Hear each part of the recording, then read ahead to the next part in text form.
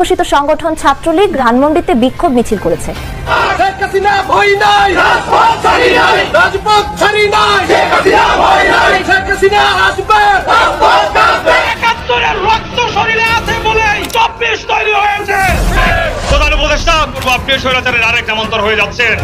আপনি এত সংস্কার এত গুণগত পরিবর্তন এগুলো ধুয়ে কি আমরা পানি খাবো? আন্তর্জাতিক ভাবে যখন আপনাদেরকে বলতে আসবে আওয়ামী লীগকে সাথে করে নিয়ে আপনাদেরকে ইলেকশন করতে হবে, তাহলে অংশগ্রহণমূলক হবে না। যারা বলতে আসবে আপনারা জনগণের কাছে মুক্ত করবেন, কারা এই কথা বলতে আসবে?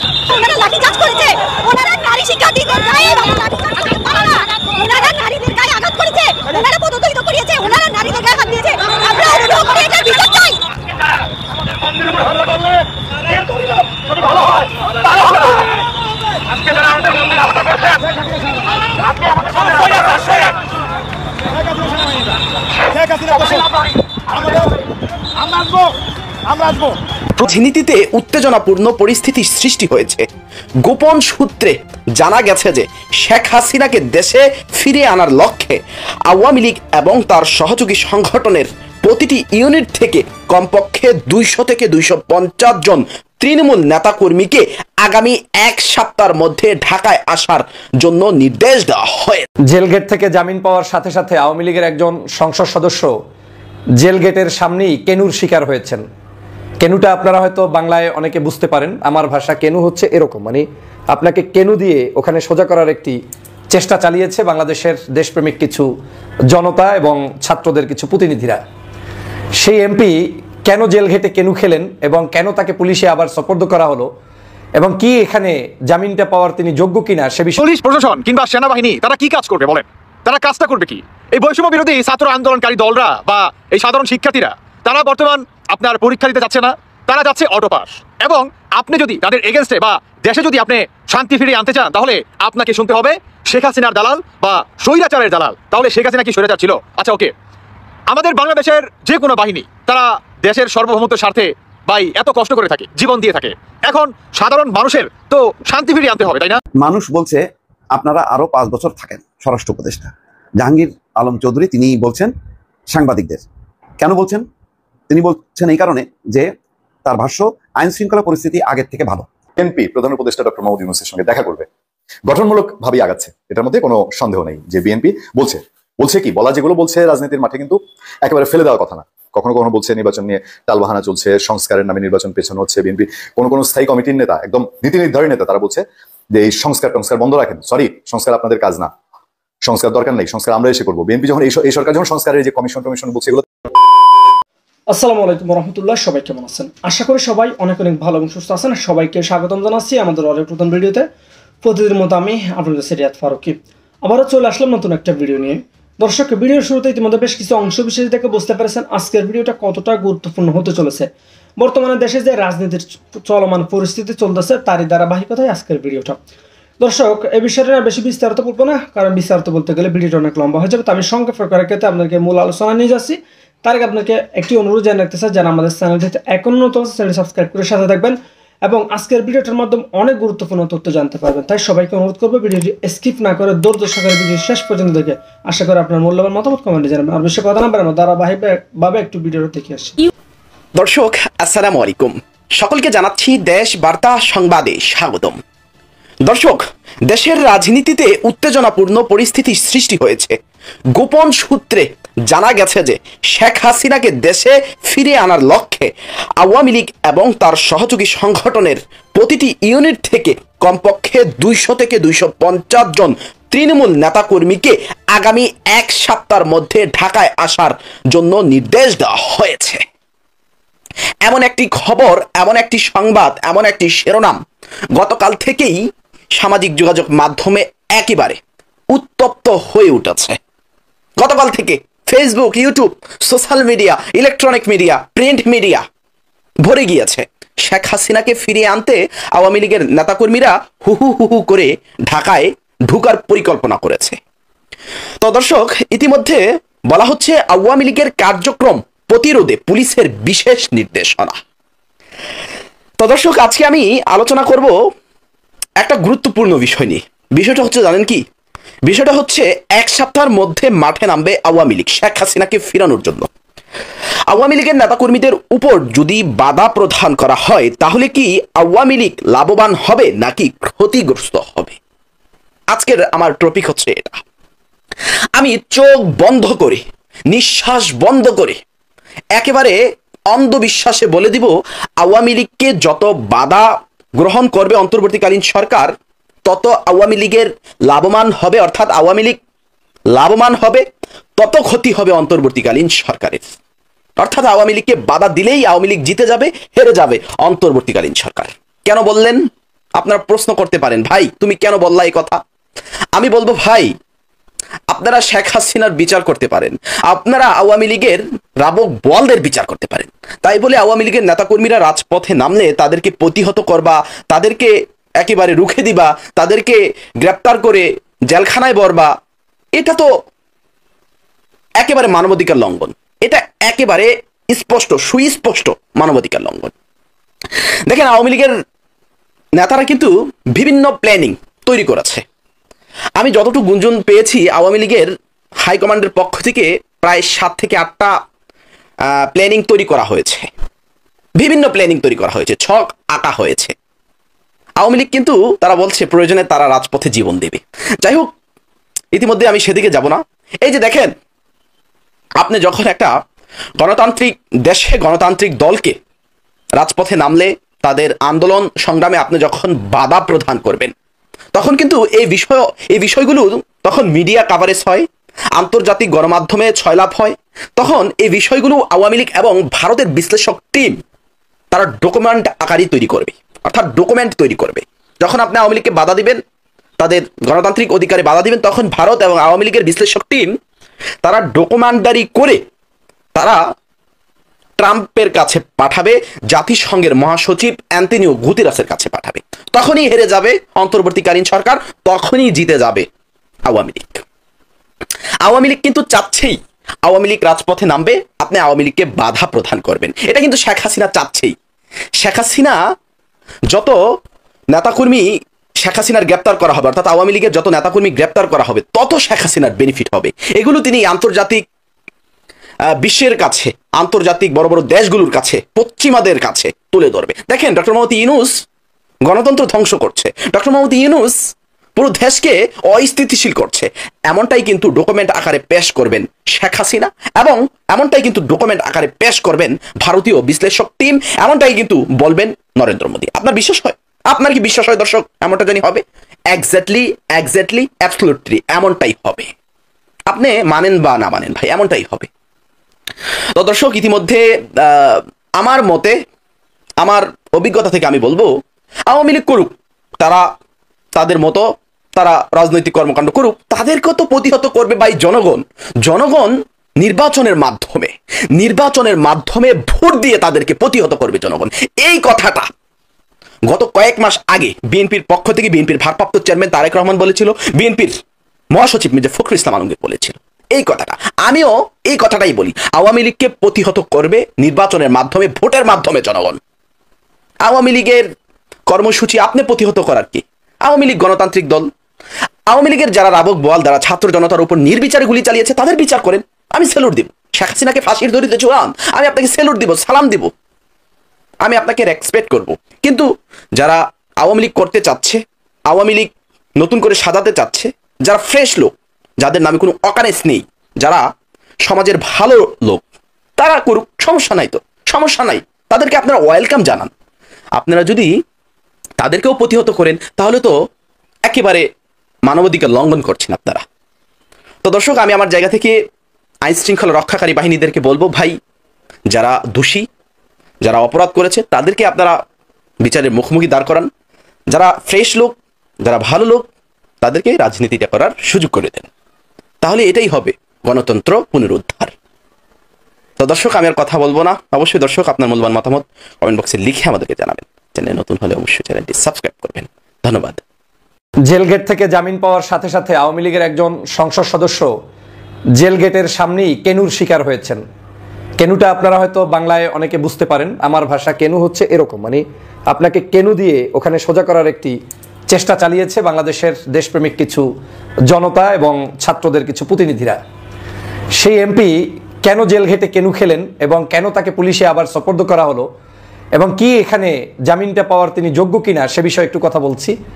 তার আগে আপনাদেরকে একটু বলে নেই যে ভদ্রলোক গতকালকের এই কেনুটা খেয়েছেন তিনি হচ্ছেন সিরাজগঞ্জ ৩ আসন, যেটা রায়গঞ্জ তারাস, সেই জায়গার সংসদ সদস্য, সাবেক চুরি করে হওয়া আওয়ামী লীগের সংসদ সদস্য আব্দুল আজিজ। এই আব্দুল আজিজ একজন খুনের মামলার আসামি। তিনি জামিনে মুক্তি হয়ে ওই জেল গেট থেকে বের হচ্ছিলেন। বাংলাদেশের ইতিহাসে বিএনপি জামাত, পূর্বের যে সরকার মানে আওয়ামী লীগ ছিল সেই সময় বিএনপি জামাত সহ বিরোধী মতের যত মানুষ ছিল প্রত্যেকের নামে একসাথে 100, 200, 300, 500 মামলা থাকতো। এক মামলায় জামিন পেলে আরো 50টা মামলা তার বিরুদ্ধে লাগানো থাকতো। তিনি কোনো অবস্থায় মামলায় জামিনে মুক্তি পাবেন না। আর আলেম ওলামা হলে তো কথাই নাই, যেটা আপনারা মামুনুর সাহেবের ক্ষেত্রে দেখেছেন। 43টি মামলায় তাকে রিমান্ডে নেওয়া হয়েছে, বিভিন্ন জুলুম নির্যাতন করা হয়েছে এবং এর চেয়ে কম বেশি আরো হতে পারে, কিন্তু জামিন তার কপালে হয় নাই, জামিন পেয়েছে পরিমণিরা।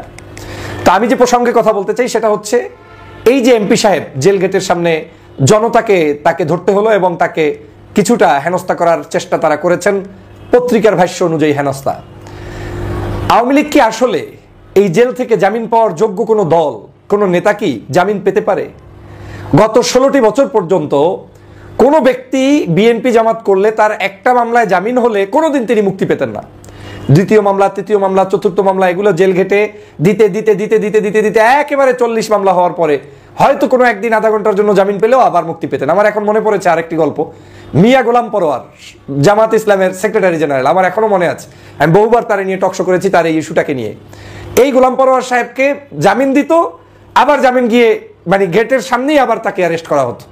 এরকম করতে করতে করতে করতে তাকে জেলের মধ্যে খালি ঢুকাইতো, বের করতো, ঢুকাইতো, বের করতো। অনেক নেতার ক্ষেত্রে এই ঘটনাগুলোই ঢুকতো, আর অনেকের ক্ষেত্রে কোনো জামিন টামিনই নাই, ওই যা ঢুকছে ঢুকাই শেষ, বের হওয়া কোনোভাবে সম্ভব নয়। এবং এমনও নেতা আছে যারা জেল থেকে ঢুকেছে, মৃত্যু হয়ে বের হয়েছে, না হয় চূড়ান্ত জামিন হয়েছে 5ই আগস্টের পরে। কোন সাহসে আওয়ামী লীগের এই এমপি আজকের জামিন পায়? এটা হচ্ছে প্রথম প্রশ্ন। দ্বিতীয় প্রশ্ন হচ্ছে এরা কোন সাহসে জেল থেকে বের হওয়ার আবার ইচ্ছে পোষণ করে? যে নিজে খুনের মামলার আসামি তিনি সেখান থেকে বের হতে চান কিভাবে? এরপরের প্রশ্ন হচ্ছে বাংলাদেশে জামিন পাওয়ার পরে এই আওয়ামী লীগের নেতারা এখন কিছুটা মানে কলার শার্ট টানা হেঁচড়া করার অভিজ্ঞতার সঞ্চয় করছেন, কিন্তু বাংলাদেশের ইতিহাসে পূর্বের যত রাজনীতিবিদরা ছিল বিভিন্ন সময় বিএনপি জামাতের, এই নেতৃবৃন্দ কোনোদিন কলার শার্ট তো দূরের কথা, জানটা বেঁচে থাকতো না। মিলিয়া চালি গুম হয়ে গিয়েছে, খবর নাই কোথায় আছে। আপনার এই আমানার আজমি, মীর কাসেম আলীর সন্তান আরমান, তাদের তো 8 বছর পর্যন্ত আয়নাগরের মধ্যে বন্দী রেখেছে। সাগর রনি কি কারণে শেখ হাসিনার বিরাগবাজন হয়েছেন তিনি এখনো 110 বার মনে হয় হয়ে গিয়েছে, তার ওই মামলার এখন পর্যন্ত পূর্ণাঙ্গ তদন্ত প্রতিবেদনই বের হয়নি। তো এই যে খুঁজ পাওয়া যাচ্ছে না, মেরে ফেলা হয়েছে, প্রতিটা মুহূর্ত যে গুম খুন অন্যায় অত্যাচার জুলুম চলতে থাকলো, সেই জায়গায় এই যে একটা কেনু, মাত্র একটা কেনু খেয়েছে, এই কেনুতেই আপনি অস্থির হয়ে যাচ্ছেন। কেনু ঠিক মতো হয় নাই, কেনুটা আরো সুন্দর করে, কেনুর তো ধরন আছে, এই কেনু তো খায় নাই। আওয়ামী লীগের এমপিরা বাংলাদেশের কোন জায়গায় এখন তাদের জনতার সামনে জনতার কাতারে দাঁড়ানোর কোনো অধিকার নাই, জামিন পাওয়ার কোনো অধিকার নাই। পাবে কি করে? তিনি তো খুনি, খুনিকে আপনি কেন অধিকার দিবেন? কিন্তু তারপরেও তিনি কিন্তু জামিন পেয়ে মুক্ত হয়ে মুক্ত আকাশে ঘুরতে বের হয়েছিলেন। তবে এখানে একটা সিগন্যাল আমাদের কাছে স্পষ্ট হয়েছে, বাংলাদেশের জনগণ কিন্তু আওয়ামী লীগকে দেখতে চায় না। যেখানেই আওয়ামী লীগ আসবে সেখানেই জনগণ ঐক্যবদ্ধ প্রতিরোধ গড়ে তুলবে। আইন আইনের গতিতে চলছে, আইনের জায়গায় আইন প্রয়োগকারী সংস্থা আরো শক্ত যেভাবে হওয়া দরকার জনগণ সেটা এক্সপেক্ট করে, কিন্তু সব হয়তো হচ্ছে না। কিন্তু জনগণ কিন্তু সতর্ক যে আওয়ামী লীগ চুরি করবা, ডাকাতি করবা, খুন করবা, এরপরে জামিন পেয়ে এসে আবার খবরদারি করবা, সেই সুযোগ নাই। জনগণ আবার তাকে ধরে নিয়ে সেনাবাহিনীর হাতে, পুলিশের হাতে দিয়েছে। আমি সেজন্য জনগণকে ধন্যবাদ জানাই।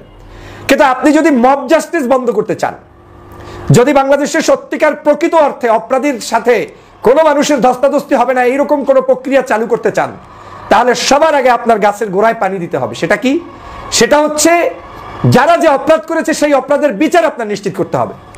যেমন আওয়ামী লীগের প্রতি আপনি মায়া কান্না দেখালে হবে না, তাকে জেলে থাকার কথা জেলে রাখতে হবে, যাকে ফাঁসির মঞ্চে পাঠানোর কথা ফাঁসির মঞ্চে পাঠাতে হবে, যাকে আপনার যাবজ্জীবন কারাদণ্ড দিতে হবে তাকে সেটাই দিতে হবে। এখন দুলামেয়ার মতো তারা হাঁটছে, হাতে রুলি পড়ছে। গতকালকে দেখলাম আমাদের কি বলে এই আপনার রুমিন নাকি বলে এই যে গ্রেপ্তার হলো একজন আপনার 116 জন আলেমের বিরুদ্ধে, তুরিন আফরোজ।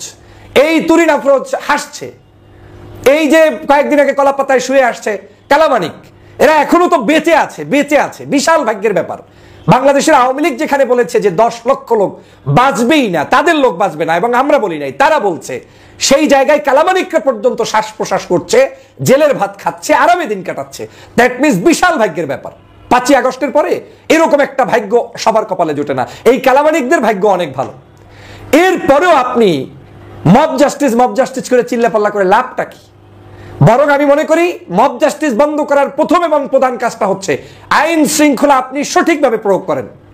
আমি বলছি না যে একজন চোর, ডাকাত, খুনি সে বিএনপি জামাত হলে মুক্তি পাবে না। তাকে যেভাবে আওয়ামী লীগের আমলে অন্যায়ভাবে জুলুম করা হয়েছে, অনেকের ক্ষেত্রে মিথ্যাচার করা হয়েছে, আপনি সে মিথ্যাচার করবেন না, কিন্তু অন্যায় হলে তাকে অ্যারেস্ট করবেন, তাকে মামলার আসামি করবেন। পাশাপাশি আওয়ামী লীগের সকল অপরাধী যারা চুরি, ডাকাতি, খুনের সাথে সম্পৃক্ত, তাদেরকে জামিন কেন দিবেন, তাদেরকে বিচারের কাঠগড়ায় নিয়ে আসবেন, তাহলেই মব জাস্টিস বন্ধ হবে। না হয় বাংলাদেশের মব জাস্টিস আপনারা পত্রপত্রিকায় লিখে বেড়াবেন, কিন্তু আসলে এটাকে মব জাস্টিস বলে না। মব জাস্টিসের ডেফিনিশনটা কি বলেন? এই এমপি এখন পর্যন্ত হায়াতে আছে, কেউ একটা মানে কোনো তার শরীরের একটা ক্ষত চিহ্ন আপনি পাবেন না। একটু জামা টানা হেঁচড়া করেছে, এই তো এতটুকু পেয়েছেন। তো জামা টানা হেঁচড়া করে শ্বাস প্রশ্বাস নিয়ে বাংলাদেশে এখনো আওয়ামী লীগ হাঁটছে, যেই আওয়ামী লীগ 2000 মানুষকে শুধু মাত্র 15 দিনে হত্যা করেছে। ভাবতে পারেন? এটা হচ্ছে উদারতা, আমাদের অতিরিক্ত ভালোবাসা। আমরা কিন্তু কোনো মানুষের অন্যায়ভাবে কারো উপরে জুলুম হোক সেটা চাই না, কিন্তু আজ বাংলাদেশে এই জুলুমবাজগুলোকে যখন জামিন দেওয়া হয়, তখন সেই জামিনের বিপরীতে জনতা কিন্তু ফুঁসে উঠবে। তবে আওয়ামী লীগ সাবধান হয়ে যান। আপনারা জেলে যদি কেউ যেয়ে থাকেন, ভাগ্য ভালো আপনার, আপনি জেলেই থাকেন, আপনার জন্য ওখানে হয়তো সরকার অনেক ভালো পোলাও, কোরমা, পায়েস, চিকিৎসা রাখছে, কিন্তু জামিন নিয়ে বের হওয়ার সাহস কিংবা ওই যে চট করে শেখ হাসিনার মতো কানাকাঞ্চি থেকে আসবেন সে স্বপ্ন ঘুরে বালি, সেই স্বপ্ন দেখতে যাবেন না। সেটা কোনোদিন ফলপ্রসূ হবে না, এদেশের জনগণ সেটা হতে দিবে না।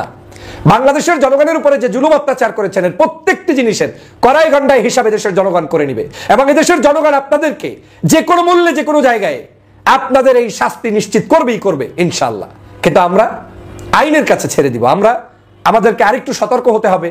আমরা হয়তো ধরে আবার পুলিশকে দিতে হবে, কিন্তু সেটাই আমি বলছি যে আমরা কেন ধরবো, পুলিশই যেন ধরে ধরে এই মানুষগুলোর ন্যায্য প্রাপ্তিটা বুঝিয়ে দেন, সেটাই আমার আলোচনার মূল বিষয়। যাই হোক প্রিয় বন্ধুরা আমার, এই কেনু খাওয়া এমপি হয়তো এখন আরাম আয়েসে একজন খুনের আসামি হয়েও এই স্বাধীন বাংলাদেশে ঘোরার স্বাধীনতা পাচ্ছেন। এটাই 5ই আগস্টের স্বাধীনতার ফল আওয়ামী লীগও ভোগ করছে বলে মনে করি। কিন্তু এই বাংলাদেশ পূর্বে ছিল না। এই বাংলাদেশের ট্যাগিং এর রাজনীতি ছিল, যাকে তাকে যেখানে খুশি সেখানে মেরে ফেলা হতো, জামিন পাইতো না, আপনার ডান্ডাবাড়ি ছাড়া কোনো নেতাকে আদালতে উঠানো হতো না। সে কঠিন পরিস্থিতি কিন্তু বাংলাদেশের জনগণকে মনে রাখতে হবে। আমরা যাতে সেই কঠিন জিনিসগুলো মনে করে আগামীর বাংলাদেশ একটি ন্যায়সঙ্গত বাংলাদেশ প্রতিষ্ঠা করি। আমি চাই আওয়ামী লীগের কোনো নেতা অপরাধী না হলে তার উপরেও জুলুম না হোক, এটাই আমি চাই, অবশ্যই চাই। কোনো জুলুম হতে পারবে না। স্বাধীন বাংলাদেশে সবাই ন্যায্যতার ভিতরে বিচার পাবে, কিন্তু একজন খুনিকে জামিন দিবেন, আবার আপনি ও তার জামা টানা হেঁচড়া করলে অনেকে মন খারাপ করবেন। মন খারাপ করার সুযোগ নেই। আপনি বলেন, আপনার বাসায় আপনার বাবাকে কেউ হত্যা করে গেলে ওই লোকটাকে আপনি কি করতেন? আইনের হাতে তুলে দিতেন না? অতএব আমাদের এই কাজগুলো যদি বন্ধ করতে হয়, আইনকে এস্টাবলিশ করতে হবে। সবাইকে ধন্যবাদ। ওনারা লাঠিচার্জ করেছে, ওনারা নারী শিক্ষার্থীদের গায়ে লাঠিচার্জ করতে পারে না, ওনারা নারীদের গায়ে আঘাত করেছে, ওনারা পদদলিত করিয়েছে, ওনারা নারীদের গায়ে হাত দিয়েছে। আমরা অনুরোধ করি এটার বিচার চাই।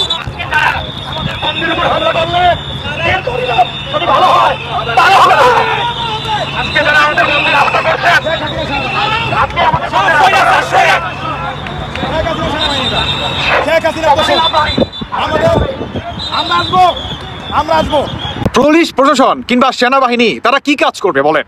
তারা কাজটা করবে কি?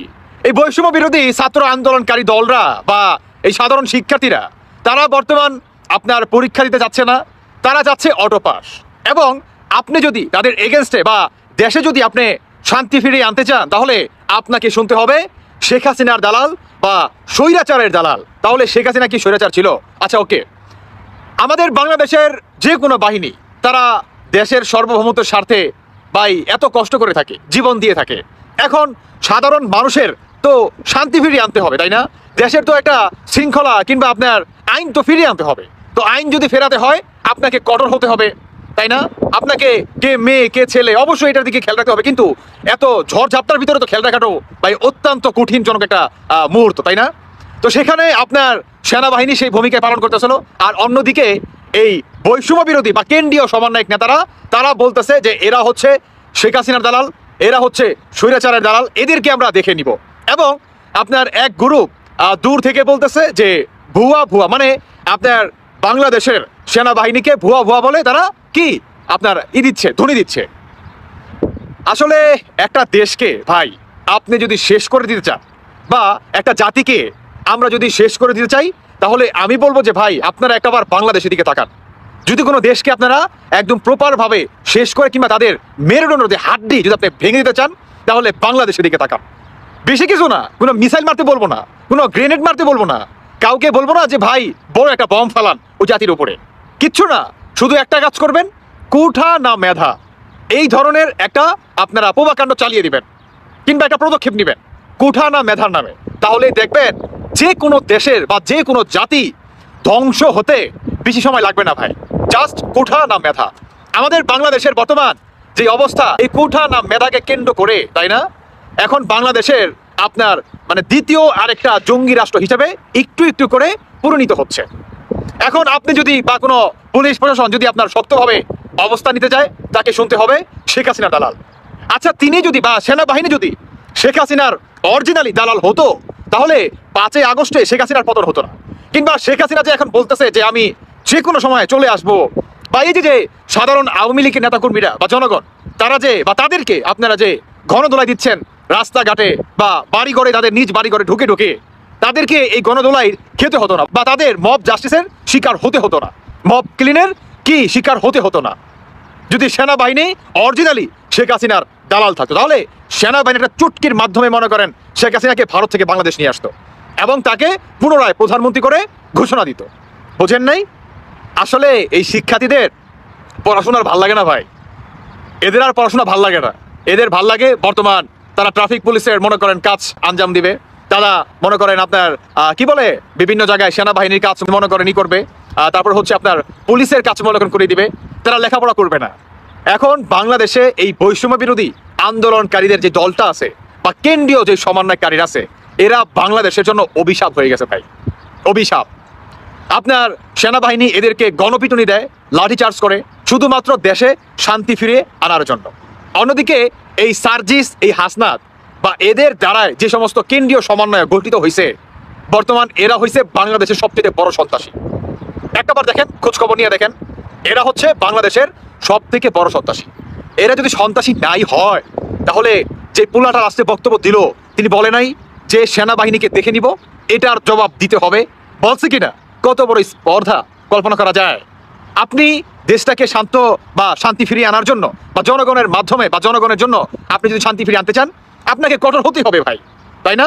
এবং আপনি যদি সেই কঠোরভাবে সেই ভূমিকা রাজপথে পালন করতে চান বা এদেরকে যদি থামাতে চান, তাহলে আপনাকে শুনতে হবে শেখ হাসিনার দালাল। এর থেকে দুঃখজনক বিষয় আর হতে পারে না। একটা জাতিকে শেষ করে দেওয়ার মতো বা শেষ করে দিতে হলে এই ধরনের জাস্ট কুঠা না মেধা দিলেই যথেষ্ট। Enough is enough. সেই জাতি শেষ, একদম পুরা খাইয়া দিব।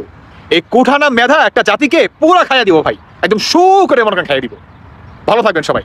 বাকিটা আপনাদের ব্যক্তিগত মতামত অবশ্যই জানিয়ে যাবেন। ধন্যবাদ সবাইকে। আল্লাহ হাফেজ। আসসালামু আলাইকুম। মানুষ বলছে আপনারা আরো 5 বছর থাকেন। স্বরাষ্ট্র উপদেষ্টা জাহাঙ্গীর আলম চৌধুরী তিনি বলছেন সাংবাদিকদের। কেন বলছেন? তিনি বলছেন এই কারণে যে তার ভাষ্য আইন শৃঙ্খলা পরিস্থিতি আগের থেকে ভালো। রাস্তা থেকে মানুষ আমারে বলতেছিল আপনারা আরো 5 বছর থাকেন। সুনামগঞ্জের শান্তিগঞ্জে দেশের আইন শৃঙ্খলা পরিস্থিতি নিয়ে সাংবাদিকদের এক প্রশ্নের জবাবে তিনি এই কথা বলেন। বৃহস্পতিবারে তিনি দেখার হাওরে বোরো ধান কাটার উদ্বোধন করেন। এই সময় ধান কাটা উৎসবের জন্য বর্ণাঢ্য আনুষ্ঠানিকতা ছিল না, মঞ্চও ছিল না। তবে উপস্থিত কৃষকদের সঙ্গে আলাদাভাবে কথা বলেন তিনি। দেখছেন এর আগে কিন্তু লাল গালিচা বলছেন যে লাল গালিচা চলবে না, তিনি যে স্যালুট নেবেন পুলিশের, সেই লাল গালিচা এটা উঠাই দিছে। আনুষ্ঠানিকতা নেই, সিম্পল মানুষ, মানে হাফ শার্ট পরে গেছে, মানে শার্টও ইন করা না, অন করা। ভালো লাগছে এগুলি, এরকম সোজা সরল মানুষ আমরা এরকম হয়তো আর পাবো কিনা যাই না। তিনি বলেন খাদ্য বিভাগ কৃষকদের কাছ থেকে ধান কিনতে যাতে দুষ্টমি করতে না পারে সেদিকে সবার খেয়াল রাখবেন। ময়েশ্চার, আর্দ্রতা বলে কৃষককে বিদায় করা যাবে না। যাই হোক, ওনার ওই কথাটা একটু বিশ্লেষণ যদি করি, এটা সত্য। আমার বিভিন্ন আমি যে জনতার মতামত সেখানে দেখলাম বহু মানুষ বলেছে 5 বছর থাকা উচিত ইউনূস সরকারের। জাহাঙ্গীর আলম চৌধুরী কেন অনেক উপদেষ্টাকে নিশ্চয়ই এরকম বলেছে, তারাও শুনেছেন। তারা বলেননি, উনি সোজা সরল মানুষ, যা মানুষ বলছে, যা দেখছেন উনি বলে ফেলছেন। এটা সত্য যে মানুষ আসলে একটু তাদেরকে অন্যভাবে দেখছে যে এই উপদেষ্টারা লুটপাট করছে না। গুরুত্বপূর্ণ দায়িত্বে যেই উপদেষ্টারা আছেন তাদের কাজ নিয়ে সমালোচনা করতে পারেন, কিন্তু তারা লুটেরা না, দুর্নীতিবাজ না, এটা মোটামুটি পরিষ্কার হয়েছে। তো সেই কারণে মানুষ একটু স্বস্তি পাচ্ছে। কিন্তু এটাও মনে রাখা দরকার যে জাহাঙ্গীর আলম চৌধুরী কিন্তু নিজে বলেননি যে 5 বছর থাকতে চাই, মানুষ বলতেছে। এই যে মানুষ বলতেছে, এটাই সম্মান। এই সম্মান নিয়েই উপদেষ্টা পরিষদ নির্দিষ্ট সময় নির্বাচন দিয়ে তাদের বিদায় নেওয়া উচিত। তাদের প্রতি যে মানুষের সম্মান, মর্যাদা, সেটা অটুট থাকবে। তার মানে বিদায়ের পরও তাদের প্রতি মানুষের ভালোবাসা থাকবে। তারা 5 বছর থাকতে পারবেন না এই কারণে যে এখানে সমস্যা আছে, সাংবিধানিক সমস্যা আছে। একটা দেশ নির্বাচিত সরকার ছাড়া চলতে পারে না, এটা হলো পরিষ্কার কথা। আপনি হয়তো আমার এই কথা একমত হবেন না, আপনি জানেন যে নির্বাচন হলে এরা তো কোনো দল করে না, ফলে ওনারা তো আর ইলেকশন করতে পারবেন না, ওনারা থাকতে পারবেন না। আবার দল মানে নির্বাচন করার মধ্য দিয়ে কোন দল আসে না আসে, আবার সেই বিশৃঙ্খল অবস্থা হয় কিনা, এটা নিয়ে মানুষের মধ্যে শঙ্কা আছে বলেই এই ভালো মানুষগুলোকে মানুষ বিদায় দিতে চাচ্ছে না। এটা হলো মোদ্দা কথা, আমি যেটা বুঝি। কিন্তু ভাইরে, যতই বলেন না কেন, জ্ঞানী গুণী বিদ্যান মানুষরা কিন্তু এরকমই হয়, সারা বিশ্বে তাই হয়। কিন্তু তারা কিন্তু ক্ষমতায় থাকার জন্য জন্ম নেন না, ক্ষমতায় থাকার জন্য আসেন না। তাদের লম্বা কর্মজীবন থাকে, কেউ তারা অবসরের পরেও নানা রকম সৃষ্টিশীল কাজকর্মে তারা ব্যস্ত থাকেন। যেমন ডক্টর মোহাম্মদ ইউনূসের কথা মনে পড়ে, তিনি জাতির উদ্দেশ্যে একটা ভাষণে কি বলছিলেন? শাসন কাজ পরিচালনা করা আমাদের কাজ না, আমরা আমাদের নিজ পেশায় সন্তুষ্ট, ফলে আমরা নির্বাচন দিয়ে আমরা আমাদের পেশায় ফিরতে চাই। দেখেন, এই কথাটা আমার ধারণা উপদেষ্টা পরিষদের অর্ধেক মানুষ বলবে যে আমরা একটা সুন্দর মতন একটা স্মুথ একটা মানে কি বলে ট্রানজিশন, উত্তরণ চাই, মানে ক্ষমতার একটা সুন্দর একটা মানে হস্তান্তর করে আমরা সুন্দর মতন বিদায় চাই, আর সংঘাত চাই না। এখন জাহাঙ্গীর আলম চৌধুরী কেন, আরো অনেক, ডক্টর মোহাম্মদ ইউনূস, সবাই তাদের প্রতি মানুষের একটা ব্যাপক ভালোবাসা আছে, সম্মান আছে। এই সম্মান ভালোবাসাটা এখন আছে, কিন্তু লম্বা সময় যদি ওনারা থাকতে চান, নির্বাচন ছাড়া বিতর্ক হবে। সেই বিতর্ক ওনারা জানেন, সেজন্য তারা কখনো বলেন না যে আমরা ম্যান্ডেট ছাড়া, নির্বাচন ছাড়া আমরা 5 বছর থাকবো। ফলে এটাই একটা বিশাল তাদের অর্জন, যে তাদের প্রতি সম্মান, তারা ক্ষমতায় থাকুক এই যে চাচ্ছেন, কিন্তু তারপরেও ওনারা বিদায় নেবেন এবং নিয়ম মাফিক একটা নির্বাচন হবে, নির্বাচনের মধ্য দিয়ে নির্বাচিত সরকার আসবে। এটা আপনার পছন্দ হোক বা না হোক, এটা মেনে নিতে হবে, এছাড়া কোনো উপায় নেই, সংবিধানে আর কোনো ফাঁক ফোকর নেই। তবে এটাও একটা শিক্ষা যে রাজনৈতিক সরকারও বুঝবে যে তারাও ভালো মানুষ ক্ষমতায় আনবেন, নির্বাচিত করবেন। লুটেরা, মাফিয়া এবং যাদের অর্থ অস্ত্র আছে, শক্তি আছে, পেশি শক্তি আছে, সেই মানুষগুলোকে বাদ দিয়ে ভালো মানুষ দিয়ে সরকার গঠন করতে হবে। তাহলে নির্বাচিত সরকারের প্রতিও মানুষের আস্থা, ভালোবাসা আসবে। অতীতে কখনো আমরা কদাচিৎ কিছু মানুষকে পেয়েছি, কিন্তু সামগ্রিকভাবে পাইনি। সামগ্রিকভাবে যাতে একটা ভালো সরকার আসে, সেটার জন্যই আমাদেরকে সতর্ক থাকতে হবে, সজাগ থাকতে হবে, সোচ্চার থাকতে হবে। দর্শক ভালো থাকবেন, আল্লাহ হাফেজ। দর্শক সালাম এবং শুভেচ্ছা রইল। বিএনপি প্রধান উপদেষ্টা ডক্টর মোহাম্মদ ইউনূসের সঙ্গে দেখা করবে, গঠনমূলক ভাবেই আগাচ্ছে, এটার মধ্যে কোনো সন্দেহ নেই। যে বিএনপি বলছে কি, বলা যেগুলো বলছে রাজনীতির মাঠে কিন্তু একেবারে ফেলে দেওয়ার কথা না। কখনো কখনো বলছে নির্বাচন নিয়ে টালবাহানা চলছে, সংস্কারের নামে নির্বাচন পেছানো হচ্ছে। বিএনপি কোনো স্থায়ী কমিটির নেতা, একদম নীতি নির্ধারী নেতা, তারা বলছে যে এই সংস্কার বন্ধ রাখেন, সরি, সংস্কার আপনাদের কাজ না, সংস্কার দরকার নেই, সংস্কার আমরা এসে করবো। বিএনপি যখন এই সরকার যখন সংস্কারের যে কমিশন বলছে, এগুলোতে বিএনপি পার্ট, কিন্তু বিএনপি নীতি নির্ধারক বলছে আমাদের তো 31 দফা আছে, ওইটাই সংস্কার। তার মানে কি, এই সংস্কার আপনারা যেটা করতে যাচ্ছেন এটা ঠিক না, আমাদের সংস্কার যেটা করার এটা করবো। ক্ষমতায় এসে বিএনপি যদি এই সরকার যাই করুক, বিশাল কিছু করলো, এটা করে তারা যদি চলে যাওয়ার পরে বিএনপি ক্ষমতায় আসলো, এই সরকারের সমস্ত সংস্কার বাতিল করে বললো এই সরকার যা করেছে এই সংস্কার হয় না, আমরা আমাদের মতো সংস্কার করবো, যাবেন কোথায় আপনি? যাই হোক, বিএনপির পক্ষ থেকে প্রেস ব্রিফিং করে বলা হয়েছে, বিএনপি স্থায়ী কমিটির সদস্য সালাউদ্দিন আহমেদ তিনি বলেছেন যে তারা প্রধান উপদেষ্টা অ্যাপয়েন্টমেন্ট চেয়েছেন এবং আশা করি তারা এটা পাবেন অ্যাপয়েন্টমেন্ট। সেখানে বিএনপি কি বলবে? বিএনপি ডিসেম্বরের মধ্যে সুনির্দিষ্ট রোডম্যাপ নির্বাচনের, মানে হচ্ছে সোজা কথা যে ডিসেম্বরের কত তারিখ কোন দিন আপনি নির্বাচন দিচ্ছেন সেটা বলেন, এটা বিএনপি জানতে চাবে। আর এটা যখন বিএনপি জানতে চাবে তখন প্রধান উপদেষ্টার কাছে উত্তর কি? প্রধান উপদেষ্টা তো একটা কথাই বলে যাচ্ছেন গত কিছুদিন ধরে, ওই যে স্বল্প সংস্কার না বেশি সংস্কার। তো প্রধান উপদেষ্টা তো পাল্টা প্রশ্ন করবেন, এখন আপনারা বলেন স্বল্প সংস্কার চান না লম্বা সংস্কার চান? সেটার উত্তর কি বিএনপি রেডি করে নিচ্ছে? নিশ্চয়ই রেডি করে নিচ্ছে। এইটা কি বলতে পারবে যে না এই সংস্কার এখন বাদ দেন, নির্বাচনটা আগে দেন? সবকিছুই কিন্তু ওই যে মুরগি আগে না ডিম আগে, বিষয়টা এখন এই জায়গায় চলে গেছে। এবং সব মিলিয়েই বিএনপি এখন মাঠে আন্দোলনের কথা বলছে, তারা আন্দোলন করবে। তো আন্দোলনে যদি বিএনপি যায় ফাইনালি কি হবে? ফাইনালি একটা অস্থিতিশীলতা, এ ধরনের পরিস্থিতি, সেটা হয়তো না, আমরাও সেটা আশা করি না। বিএনপি বর্তমান গভর্নমেন্টের সঙ্গে সরাসরি কোনো কনফ্লিক্টে যেতে চায় না, যাওয়ার মতন বাস্তবতাও নাই। কারণ হচ্ছে বিএনপি গভর্নমেন্টের সঙ্গে কনফ্লিক্টে যাওয়ার অর্থ হচ্ছে বিএনপির মূল যে শত্রু বা মূল প্রতিদ্বন্দ্বী যদি বলি সেটা তো হচ্ছে আওয়ামী লীগ। তো বাংলাদেশে তো আর চেহারা দেখে আওয়ামী লীগ বা আমরা তো শ্বেতাঙ্গ কৃষ্ণাঙ্গ ভাগাভাগি না, চেনা যায় না। তো ধরেন বড় বড় টপ যারা তারা চলে গেছে, ছোট ছোট যারা, এই ছোট ছোটরা তখন বিএনপির সঙ্গে মিশে যেতে পারে, এরকম একটা বিষয় আছে। যাই হোক, বিএনপি ডিসেম্বরের মধ্যে নির্বাচন চায়। এই নির্বাচন করতে গেলে আর 6টা মাস সময় আছে সামনে। 6টা মাসই তো, মে মাস চলে আছে, সামনে জুন, বছরের অর্ধেক। তো এই সরকার যে এই যে সব ভবিষ্যতের জন্য বলতেছে, সামনে ভবিষ্যতে এই হবে, ভবিষ্যতে এই হবে না। এই যে ইসরায়েল নিয়ে যে গন্ডগোলটা হলো, তারা বলতেছে ভবিষ্যতে আর এটা হবে না, মানে ইসরায়েলের বিরুদ্ধে প্রতিবাদ করতে গিয়ে সারা দেশে 12 জেলায় যে লুটপাট হয়েছে, এটা ভবিষ্যতে আর হবে না। আবার বলে ভবিষ্যতে এরকম হবে, কি হবে? বাংলাদেশে সমস্ত কিছু একটা সুশৃঙ্খল পর্যায়ে চলে আসবে, এরকম না কি হবে? দেখেন, প্রধান উপদেষ্টা বলেছেন যে বাংলাদেশে বিনিয়োগের এখন যে পরিবেশ, এটা সর্বোত্তম পরিবেশ, এর চেয়ে আর বেস্ট সিচুয়েশন কখনো ছিল না। তিনি যখন বিনিয়োগকারীদের, আন্তর্জাতিক বিনিয়োগকারীদের এই কথা বলছেন, তখন এই ইসরায়েলি দোকান ভাঙার নামে কতগুলো দোকান লুটপাট হচ্ছে, এটা কি সিগন্যাল গেছে বিনিয়োগকারীদের কাছে? বাংলাদেশের রাজনৈতিক অস্থিতিশীলতার কারণে দশকের পর দশক ধরে ইন্টারন্যাশনাল কোম্পানিগুলো বিনিয়োগ করে না। তো সবাই বলছে যে একটা নির্বাচিত সরকার ছাড়া এই সিচুয়েশন ট্যাকেল দেওয়া কোনোভাবে সম্ভব না। এখন বিএনপি কি আদতে প্রধান উপদেষ্টার সঙ্গে দেখা করে এইবার নির্বাচনের তারিখটা আদায় করতে পারবে? যারা এখন নতুন